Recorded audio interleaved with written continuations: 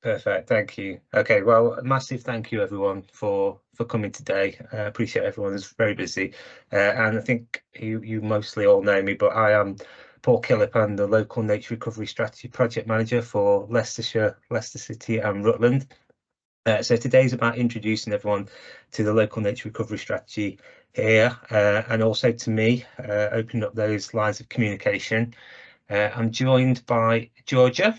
Thank you, Georgia, who's leading on the development and the delivery of our communications and engagement strategy. And this week kind of marks a significant milestone for us as we begin to discuss the development of the local nature recovery strategy. And your presence here underscores the importance of collaboration and community engagement in shaping this strategy going forward. So just before I dive in, I'll just do some quick housekeeping matters. So if you can ensure your microphones are muted to minimise background noise and just clarity for participants. You can use the chat function to ask questions throughout. Georgie, if you want to raise any of those throughout the presentation, I'll take a pause and see if I can answer to them. Or if you want to speak, you can raise your hand option at the top of the screen. And again, Georgia, if you just alert me to that, I'll pause and then listen to what you've got to say. We are going to be recording this for future reference, so your participation and insights are going to be really valuable. And the recording will serve as a resource for those who are unable to join us. So we will be able to share this, and it will potentially go on our YouTube channel, where last night's went. So the presentation will last about an hour. I'll probably try and speed it up, but make sure I get all the content in there because there'll be plenty of ample time for questions and discussions at the end. So I encourage you to actively participate. To give everyone a break, we have got a little quiz. I don't know if we want to do it, Georgia, with so few people, but we can have a go. And I'd like to remind everyone that the recording will be made available. So once again, thank you so much for coming today. Without further ado, let me commence the introduction into our local nature recovery strategy. Okay, in today's briefing, we'll be doing the introduction to the local nature recovery strategy. So what it is, a little bit about our strategy area and how we're going about developing the LNRS. We're going to touch on the reasons for developing the local nature recovery strategy. And then towards the end, how you can influence the strategy. There's opportunities to share your views, and we've pulled out a few key points we'd like to find out from you. So, the Environment Act 2021. The duty of public authorities to have regard for the conservation of biodiversity under the Natural Environment and Rural Communities Act 2006 extends to both conserving and enhancing. The Act introduces all of these as the following. So local nature recovery strategies are there to support a nature recovery network.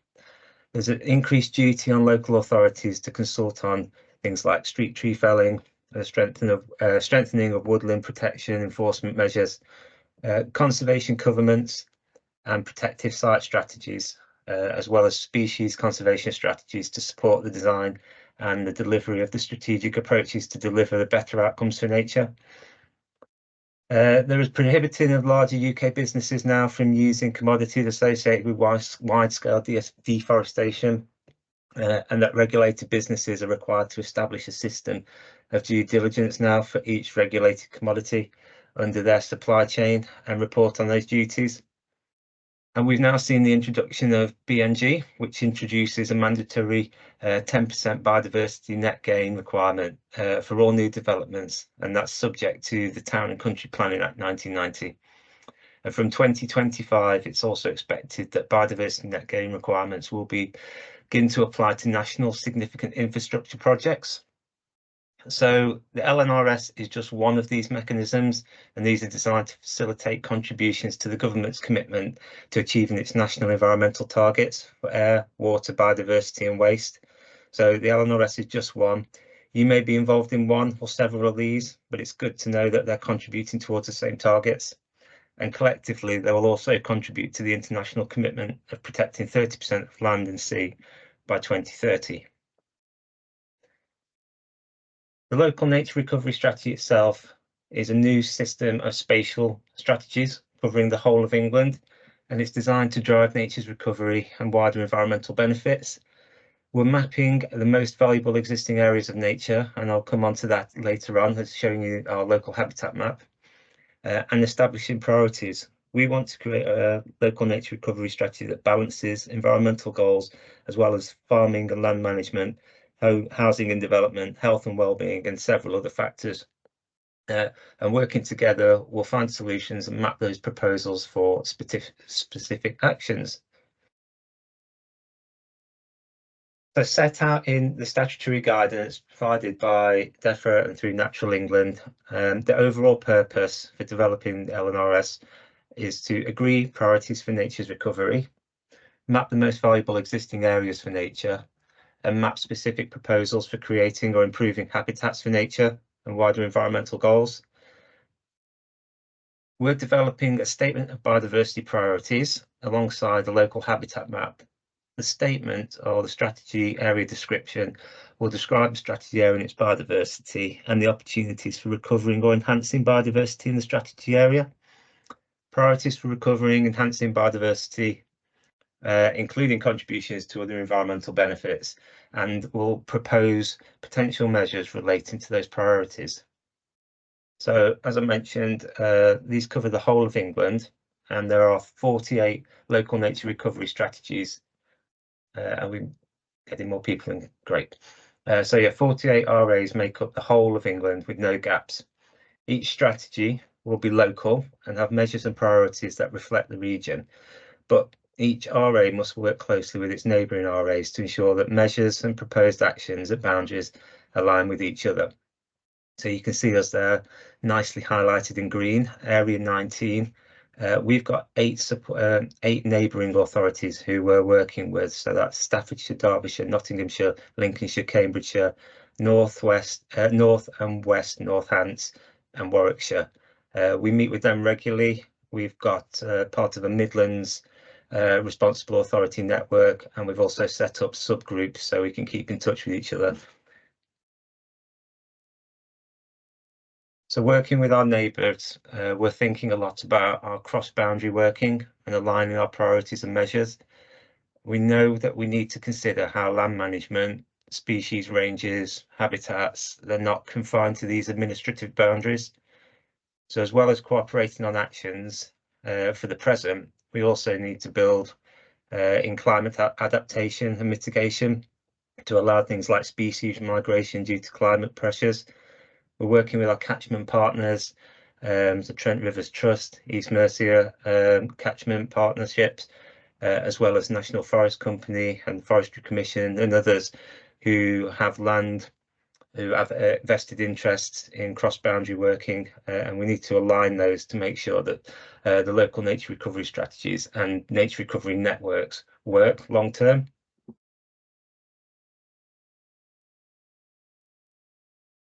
So a little bit about our strategy area and what we need to consider really. We have an incredible mosaic of habitats.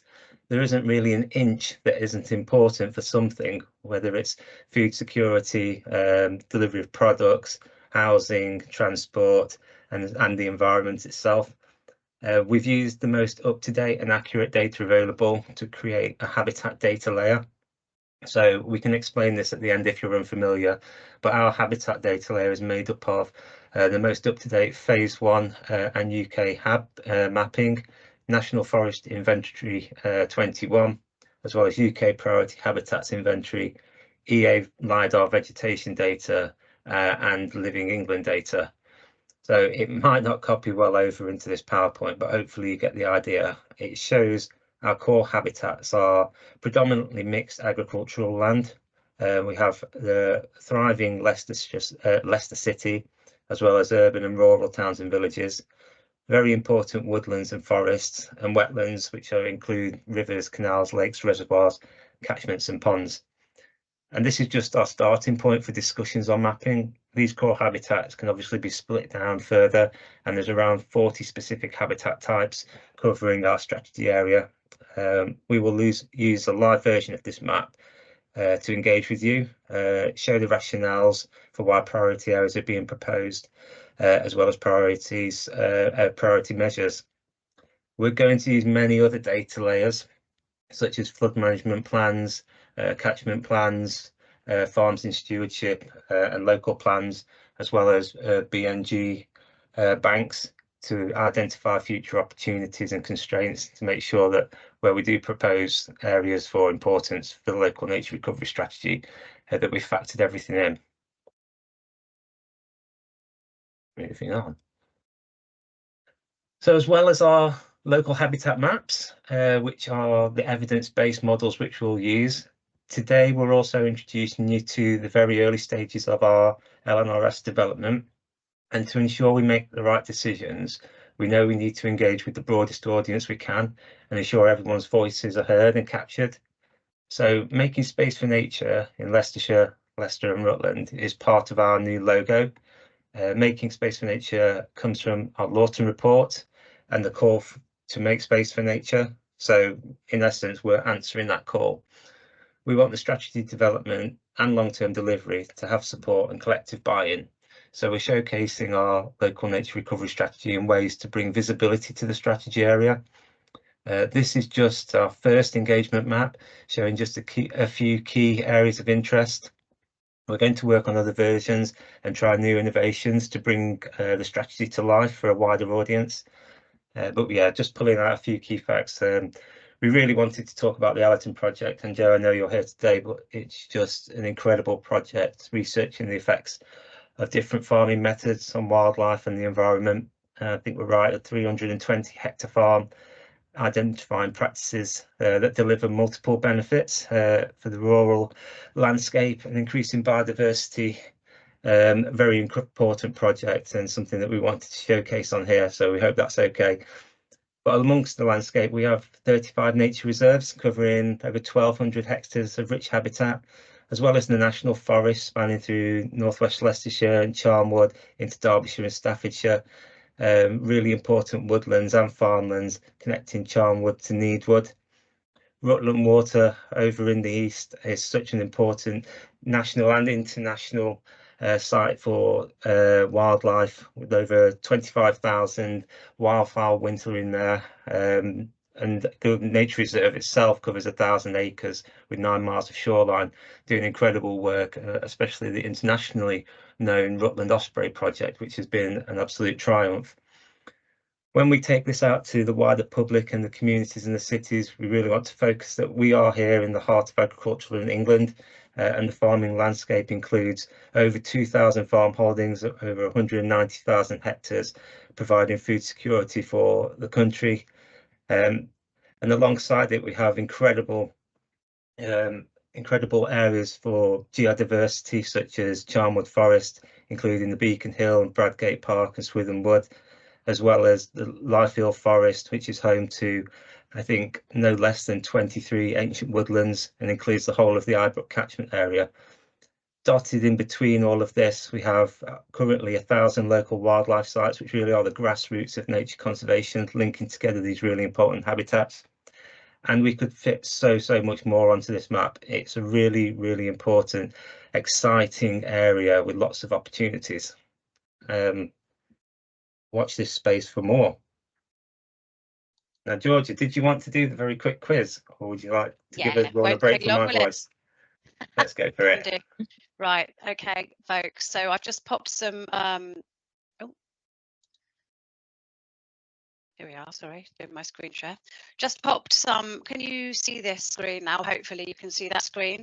If you go on your mobile device, or if you've got 2 screens, you want to use your laptop or your desktop. If you type in menti.com, if you want to do the quiz, it will literally be 5 minutes. I promise. You might learn something. Put in the code 28154779, and you should then see this screen. So hopefully everybody is pretty much there.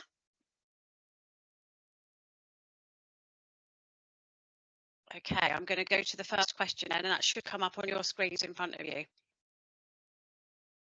What percentage of our local nature recovery strategy area, Leicestershire, Leicester and Rutland, is covered by woodland? Is it 6%, 15%, 27 or 32?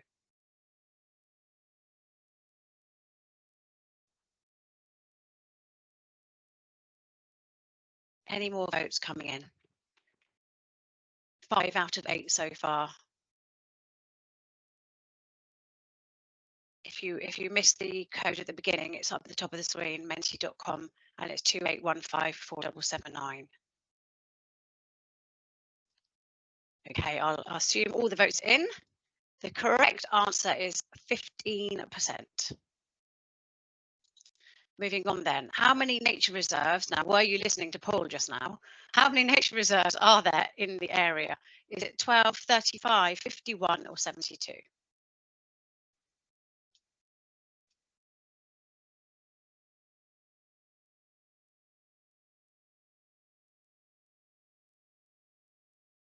The correct answer is 35. So almost everyone hanging on your every word, Paul, but no, not quite. Okay, next question. There are how many farm holdings in the area?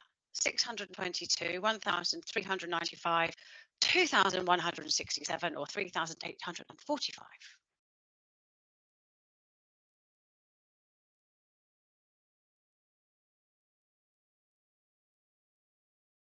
Any more for any more? The correct answer actually is 2,167.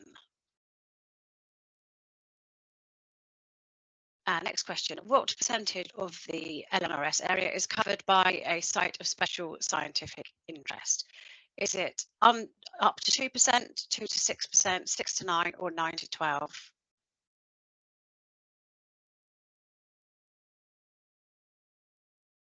Okay, 7 votes in, any more? Is actually just 2%. What, according to the NFU stats, is the most recently recorded number of sheep across Leicestershire, Leicester and Rutland? 89,000, 294,000, 620,000 or a whopping 1.1 million? Have we got this right today, Georgia? I think we've got it right today. Well, are we changing date? Are they in lambing season yet? They are, aren't they? So it's going to go up by 1,000 since Wednesday night. Okay. It's 294,000. And how many species have been recorded in the area ever? And this goes back over 200 years.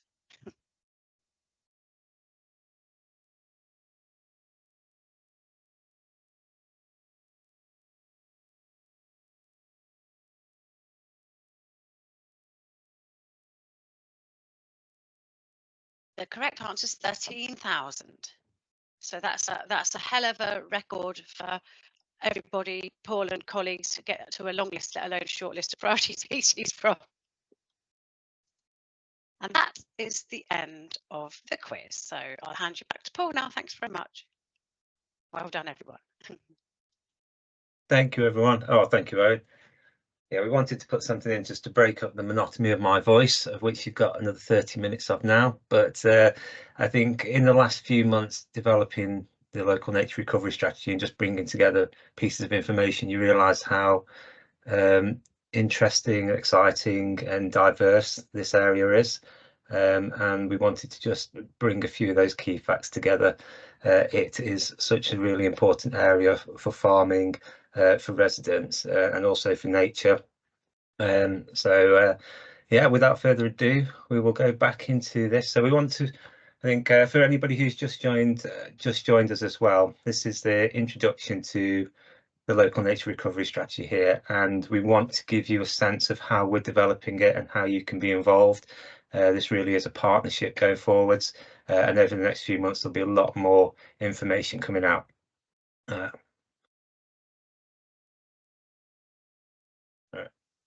everyone see that slide again? Yep. Great stuff.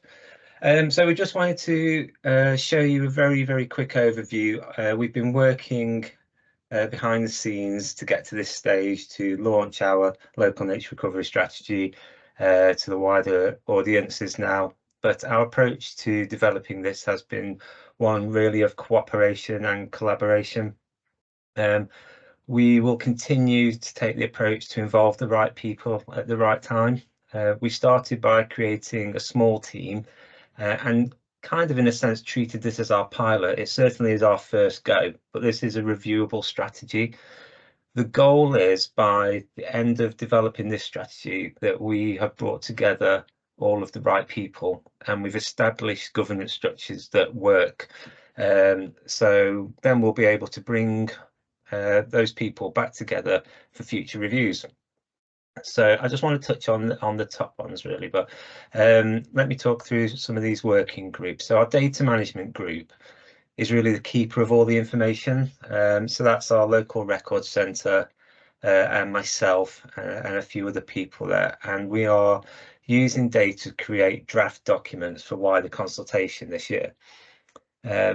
The species group, which is made up of around 40 county recorders and a few other experts from different areas, has been assessing all of those species and habitat records that the local record centre has, as well as asking for additional records from a wide number of sources. And they've been pulling all of that together and assessing it against the criteria provided by DEFRA and against the IUCN species red list. So not all species are assessed by IUCN, so county recorders have been vital in helping us make local decisions. So we currently now have identified from all the species that are recorded in Leicestershire, Leicester and Rutland over the last roughly 20 years, because we had to do a cut-off, we couldn't go all the way back to the 1800s.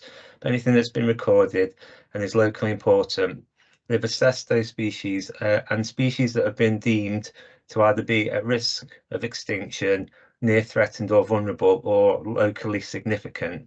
We now have identified over 950 species just in our area which need help, which is quite incredible. So that's species of plant and animal. So they've started to whittle that down and they're working on a priority list, and we have an unconfirmed list of 650 species now, which are going to be assigned to habitat types. And why this is important is because when we start to understand what species need help and what habitats need management or creation or connecting, that will start to inform where priority areas for Leicestershire, Leicester and Rutland are. And that if you're a landowner, a land manager, a farmer, that could impact you, hopefully in a positive way. So it's really important to be connected and to be aware of the work that's going on in the species group. We have this incredible communications and engagement group being led by Georgia and Truman Change, and they're well connected through local government communications channels. We also had some great support from the local Wildlife Trust, who are publishing an article for us in their upcoming magazine. We'd also welcome any support that you can offer to help us reach a wider audience. So I'm sure Georgia and Truman Change would love to hear from you as much as possible. And finally, just on the working groups, we've commissioned a company to do our mapping and modelling. So they are experts in ecological modelling, and they've created a baseline map, which I'll show you shortly. We are just searching for an interactive solution that everyone will be able to access. But again, this is important because how we present information on a map is very, very important, because we will be showing the whole area in some detail, but we certainly won't be showing anything of commercial sensitivity. And again, just come on to that in a bit. So let me move on to see. So this isn't being directed to you by local government. This is a partnership, and our steering group, which is overseeing this, is made up of bodies we are required to include as part of the statutory regulations. So these include our supporting authorities, the Leicestershire County Council, Leicester City Council and Rutland County Council, as well as Natural England, and also arm's length bodies such as Forestry Commission, Environment Agency and National Forest Company. We have a single representative representing all of the districts, but we also meet with the districts independently at different groups to keep them informed of progress. So that kind of our initial sign off and approval. They're the sort of the project board in my terms as a project manager, but they are giving the steer to this. And then we have recently formed what I'm really excited about, which is our strategic reference group.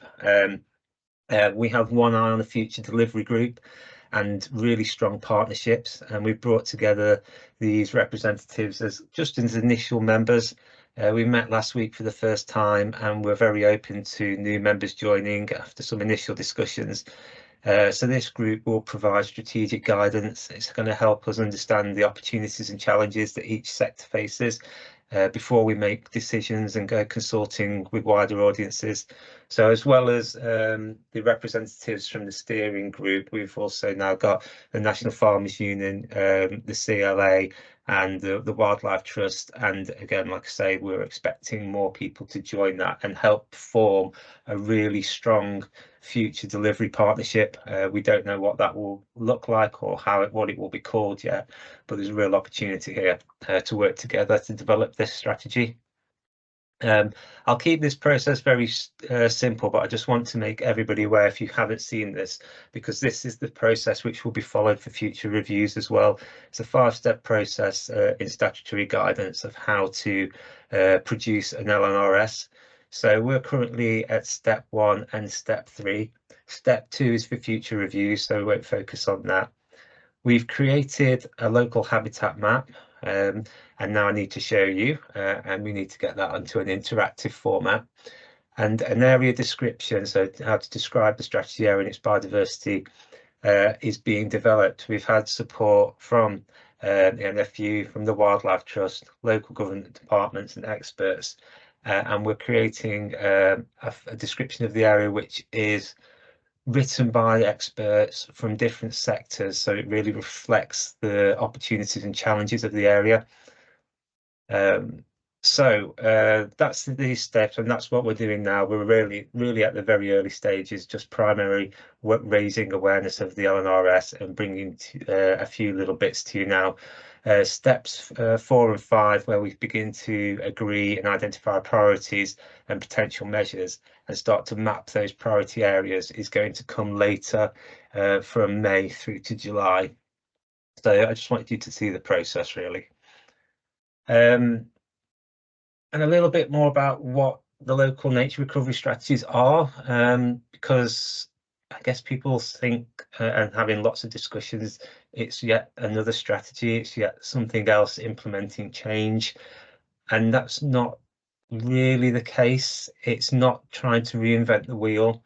So local nature recovery strategies are drawing on all of the existing plans and strategies and good work and available data that's already happening, and it's aligning it under a single umbrella, if you will, to create a cohesive strategy that focuses nature's recovery at landscape scale, helping, while it doesn't direct, it gives strategic guidance into where to act and how to act for nature in a more joined up, connected way.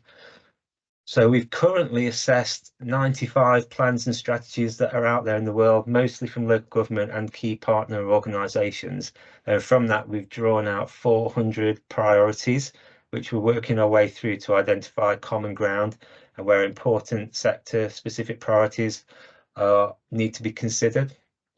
So the local nature recovery strategy, in essence, isn't just a new standalone strategy. It's very inclusive, and it aims to be very achievable because we're agreeing the priorities together. It has to be obviously ambitious because nature needs us to act now, but it will also need to be flexible because it is a reviewable document. And as you know, environmental targets change, local government targets change, but also other sector targets change all the time. And if we're trying to deliver this side by side, we need to be able to adapt it. And then just very quickly, what they don't do. So they're not delivery plans. They're not going to be directing people and telling people what to do. It doesn't force owners or managers of the land identified to make any changes. The government's encouraging action through opportunities for funding, which we'll come on to, but they are non-binding. Don't grant permissions or prevent land use. They're not delivery plans. And the idea is not to put red lines on maps, but to highlight areas. And again, this is going to be really key for engagement down the line on how we map these areas and how people are happy for us to map these areas. But what we're trying to say really is local nature recovery strategies that can't be forced on anyone, but we're hopeful that the approach that we're taking through collaboration and development, that we actually end up with priorities and measures that everybody wants to deliver and sees the benefit for delivering themselves, or at least supports the delivery of. Right, we're going to move on to why we're doing it, but I think everybody knows why we're doing it, but I want to cover it anyway. So I'll start off with the latest State of Nature report, which was published in September 2023. Just the key headline stats here, that 8,431 species have been assessed in Great Britain, and of them now, we know that 133 of them have already become extinct. There's 15% of those which are threatened from extinction. So these are only the species that have been assessed. There are a large number that can't be assessed or haven't been assessed yet. So we need to just be aware that those numbers are going to be much higher. But since the 1970s, more species have seen their populations decrease than increase. There are always going to be winners and losers, and there are some great examples out there of conservation success, but some of those species which are increasing as well may not necessarily be the species that we want to see increase. And local nature recovery strategy is there to stop the decline and help those other species recover. And I don't think I need to tell anybody, we touched on it at the start of this meeting today, but the climate is changing. Last year was one of the warmest ever on record, and it was also the 11th wettest. I don't know where this year stands at the moment, but I know it hasn't stopped raining here in Derby, and I know that you're probably all feeling the same effects. Well, last year we also saw the most storms since storm naming records began. And the climate really is impacting everybody, and it's costing everybody, and we recognise that. We need to try and develop strategies to counteract changing climate, to mitigate and adapt, simply because we have to do something, and really we need to do it together because it affects everybody.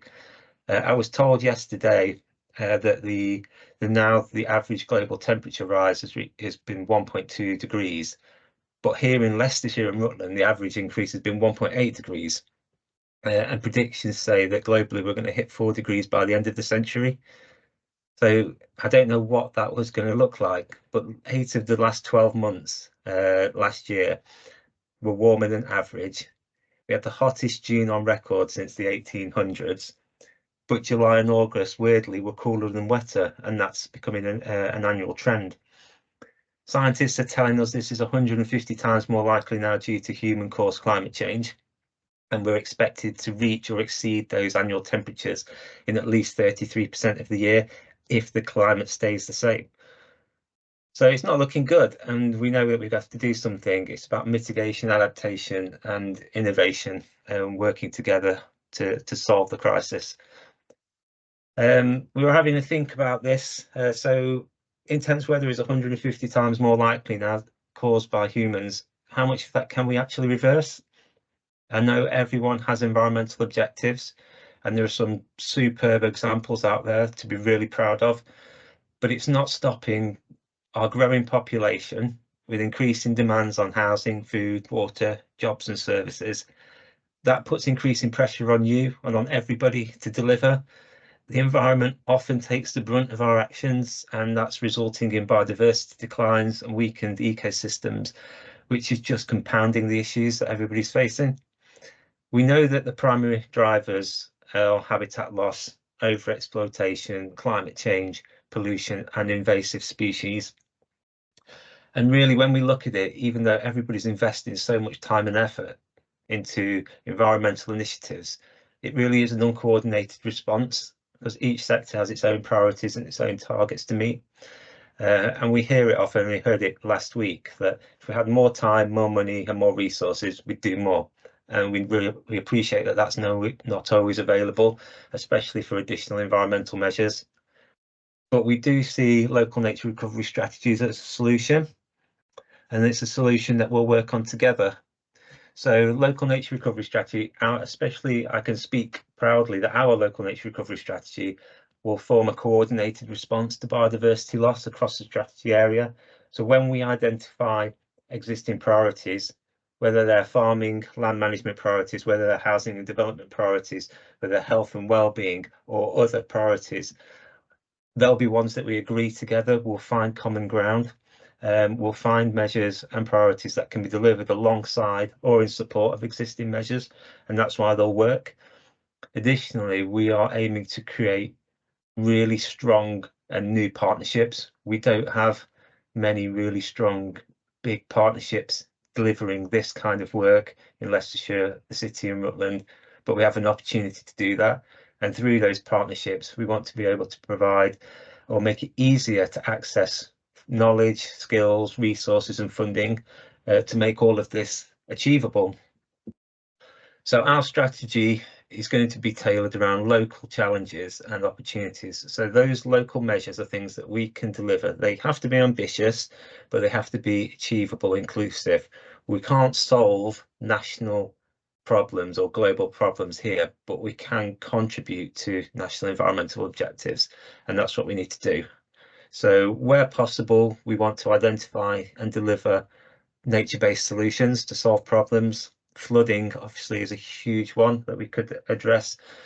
Climate change, cooling and heating. There's so many ways that we can address this, and we want to find those solutions together. And ultimately, we're going to map the most important areas for biodiversity in our area, and then we'll identify areas that could become of particular importance for biodiversity together. Is everyone still with me? Have a pause in a moment. So as well as having really strong partnerships and agreed measures that work across sectors, which is our goal, certainly my goal, we know that we need financial support. So the government's generated a number of financial mechanisms to incentivise action for nature. Now, I can't comment in detail on all of these. I'm not an expert. I'm kind of an expert or becoming one on LNRS, although every day I feel less of one the more I learn. But I want to make you aware of them, and I will come on to talk about BNG a little bit in the next slide. But as well as BNG, there is a strengthened duty on public authorities now to conserve and enhance biodiversity. I'm sure many of you are familiar with the Environment Land Management Scheme, and you could probably tell me a lot more than I could tell you. There's tree planting and woodland creation grants, Nature for Climate Fund, as well as we're exploring private investment. We're told that the private investment is the money pot out there and available funds could be in its trillions. We just need to find solutions and ways to access that money. But I do want to talk about biodiversity net gain. Again, I'm not an expert on this, but it does align with the local nature recovery strategy. It is very new. It's coming about at roughly the same time as well. But for those of you who aren't familiar yet, we'll just do a very quick overview. So BNG is an approach to development that leaves biodiversity in a better state than before. So where development has had an impact on biodiversity, it places that legal requirement on developers to provide an increased and appropriate natural habitat with ecological features over and above those being affected. So in such a way, it's hoped that the current loss of biodiversity through development will be halted and ecological networks can be renewed and restored. Now, that's applied since February last month for most major developments needing to deliver BNG, and that means providing 10% net gain for biodiversity, and that's achieved by delivering habitat on site. But if that's not possible, we can buy and provide off-site biodiversity units. There is a metric that applies, and those units cost different amounts to the developer. It's cheaper to deliver BNG on site. So BNG and LNRS, how they interact. So local nature recovery strategies support that strategic approach to off-site delivery. It creates that locally driven, joined up outcomes for nature because the nature recovery strategy will agree evidence-based locations. It will identify ways to expand and connect existing habitat, and it will provide wider environmental benefits. So it plays a role with BNG by determining that strategic significance multiplier within the biodiversity metric. That provides an incentive for developers to align with the local nature recovery strategy when choosing locations for off-site BNG units. And that's really good to know if you're a developer, if you're a landowner planning to sell BNG units, if you're a local planning authority reviewing BNG plans, and if you're an ecologist advising those groups. And if you're a landowner or a farmer or land manager, things that you need to be considering is creating enhancing habitats in a location identified in our local nature recovery strategy. You'd be able to generate 1.15 more units than you would otherwise have created. But the multiplier only applies if you deliver the habitat specified and in the location identified, which again is really important down the line when we come out and we meet people with doing our priority mapping May through to July, that landowners are really engaged with that process. So it means it's important for both landowners and developers just to refer to the local nature recovery strategy when preparing their BNG requirements.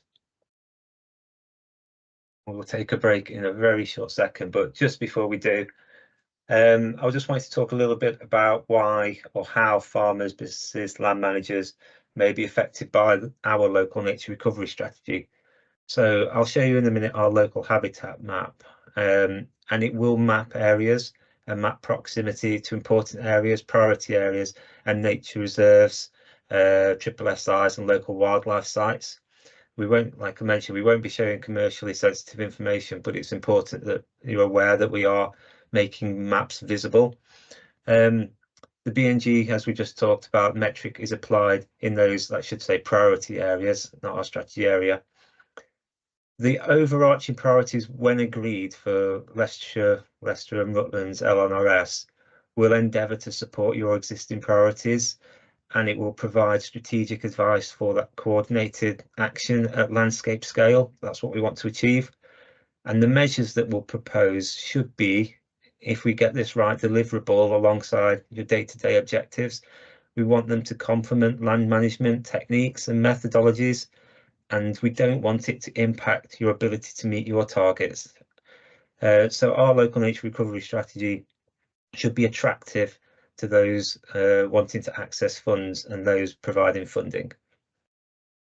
So here's a quick look. Sorry, it's just because we don't have it interactive yet. I just wanted to do a quick zoomed in look on what a local habitat map looks like. So we've taken out the habitat data layer. This will sit over an OS map, for example, and here we're showing all of the areas which are protected areas in our area. So these are triple SI sites, national nature reserves, irreplaceable habitats as described in the national planning framework, and such as ancient woodland and ancient trees, and local wildlife sites. So you can start to get a sense of where areas of high biodiversity or high importance for biodiversity are, but that doesn't mean that nature's not everywhere. It is, and when we come to do our ecological modelling, we'll be looking at ways that we can expand and build on those important areas, but also ways to connect them and make sure that the measures that we're proposing are inclusive, that anybody, no matter where you are, whether you're in the southwest or the northeast or in the city, you have a way to connect and deliver local nature recovery strategy in your area. So we're going to ask you some questions now, but what we want to know really is, when we do get to the point of coming around with our map, we want to know things that we might not know. So where action for nature has taken place or is being planned and we're not aware, where housing or developments are being planned, and where a nature-based solution could solve a local problem. That's really important. If you have any land available that you'd like to put forward onto a biodiversity net gain register, that could prove really important for our opportunities and constraints mapping. And also, are there areas where better access is required to reach nature or to create connectivity? And we also want to know, for our key stakeholders, what your priorities and objectives and targets are. So what are the farming and land management priorities, housing and development priorities? What are the barriers and challenges you're currently facing and you expect to face in the future? But also, what are the opportunities? Because we can agree priorities for this local nature recovery strategy by factoring in all of the things that you need to deliver on a day-to-day basis.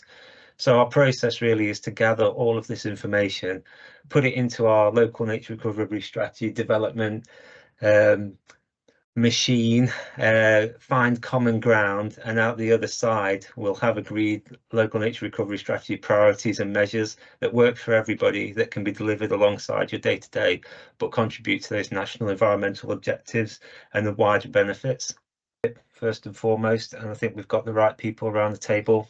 We're inviting everybody in, and we're not going to stop. We've got a really comprehensive communications engagement strategy. We're going to be working really hard to hear us from as many voices as possible, but we do have those leaders around the table. So we are represented, and we will continue to look for representation from the farmers, landowners, businesses and land managers, our environmental charities and community groups and other NGOs, as well as the planning development departments. We're well connected into our towns, parish councils and residents, and lots of other local government sectors are all forming part of this partnership. We are aiming to seek common ground, looking for a nature recovery strategy that can be delivered in our living and working landscape, which is possible. And we're taking that approach of really listening and learning from each other. So we're not we're not going to be flippant. We're not going to just think that we know what to do. We're going to listen to new voices, new opinions, new opportunities, and factor all of that in.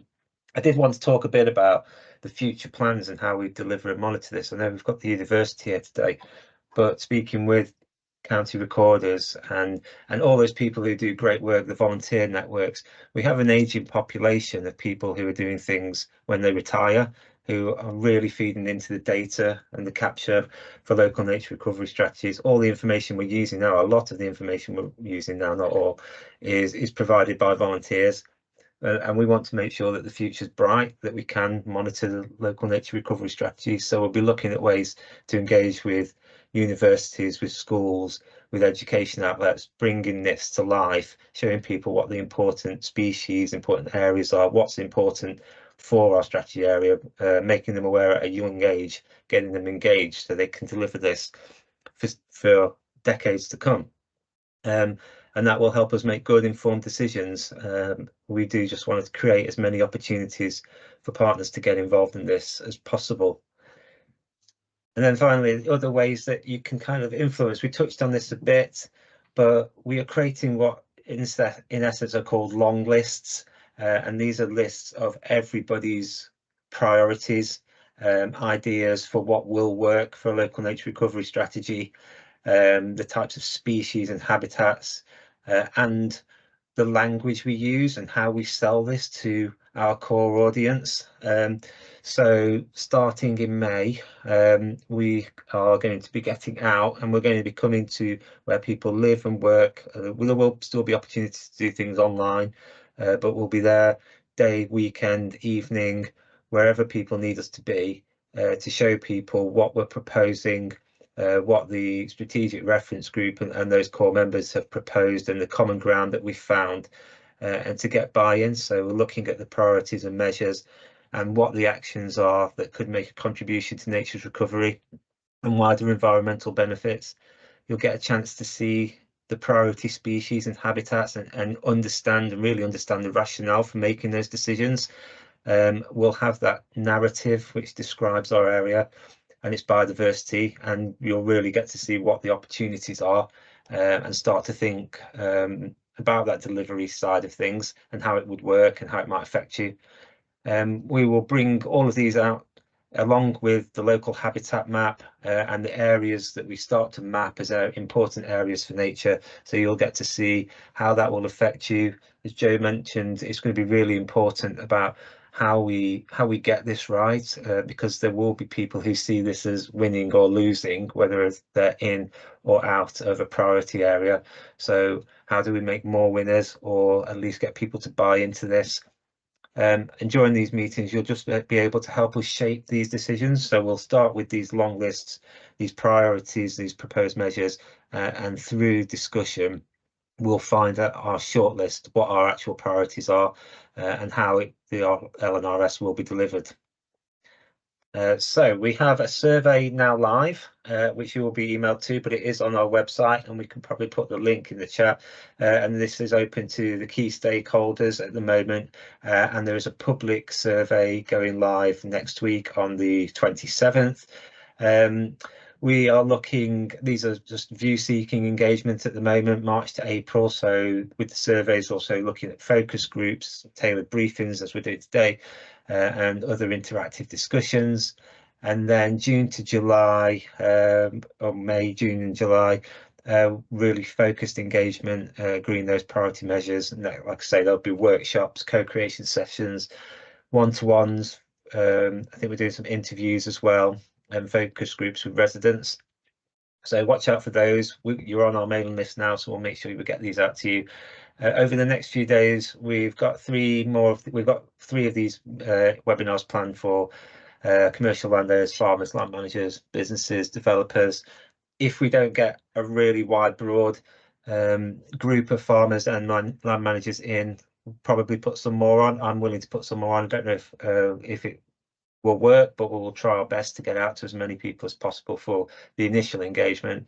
And we're also meeting with environment charities, NGOs, specialist public sectors in town and parish councils. And then, as I mentioned, the stakeholder and public surveys. Charlotte, did you want to just ask a question? Yes, yeah, sorry, I had a quick question. Joe, I don't know if you agree. You were saying you're struggling to get hold of farmers. Our agricultural advisors have fed back to us that the best attended meetings and gatherings are held in pubs and have sandwiches. Yeah. Just to put Thanks, Charlotte. Yes, we previously made a note of pubs and sandwiches, hadn't we, Paul? We have, yeah. We will be doing that, Charlotte. Just so everyone's aware when we do get to the in-person meetings, and yeah, we do have a food budget, so that will work. So here's our stakeholder survey. You can take a screenshot now, but like I say, we will email it you afterwards. It'd be really great if you could do the survey for us. We just get a view seeking on your opinions on nature recovery, biodiversity, and how it affects you. So please take the survey afterwards, and you can forward the survey on to anybody in your network. Quickly wrapping up now. So we aim to finish our engagement around July. Over the next month, we will be developing our local habitat map even more to map the areas that will become important for nature, the areas that will affect everybody. We'll continue to work on the area description. Hopefully we'll have something to share with you very soon, so you'll get to see the narrative behind this strategy. And the priorities for recovering and enhancing biodiversity will be agreed through those engagement sessions taking place in May and June. If you're interested, our approval timeline begins at the end of September the 30th to be exact. It goes through several internal, corporate and political approval processes, with an 8-week public consultation being planned for January and February. The final strategy then will be provided back to supporting authorities in March, with the final strategy sign-off aimed for the 2nd of July, where it will go to the Secretary of State prior to publication. And that's it. We've wrapped it up. So thank you very, very much for listening. Thank you for coming today, taking time out your day. It's been great to finally present this to you.